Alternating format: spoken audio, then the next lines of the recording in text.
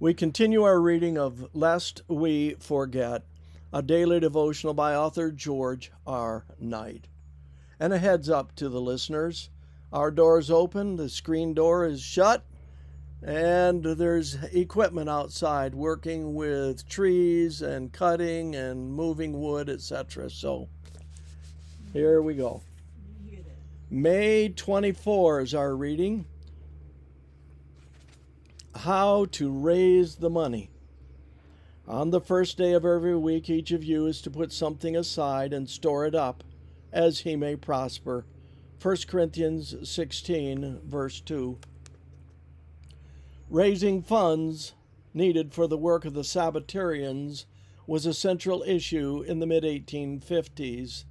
Samuel H. Rhodes of Brookfield, New York, unwittingly became the catalyst to ignite dialogue on a giving plan when, in December 1856, he sent $2 to the Review, telling James White that he believed 1 Corinthians 16:2 defined his duty as setting aside money for the Lord's cause each Sunday.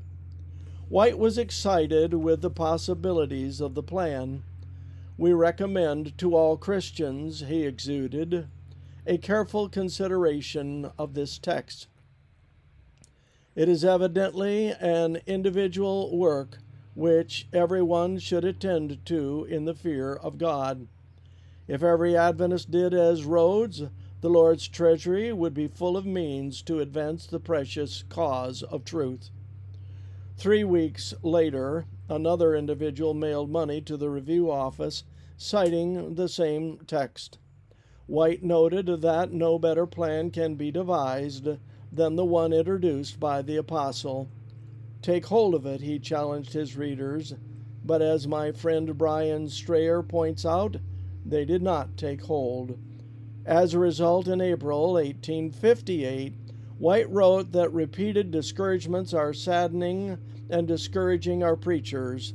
Some moved are expecting to be sustained by their brethren, but their brethren have often failed to do their duty.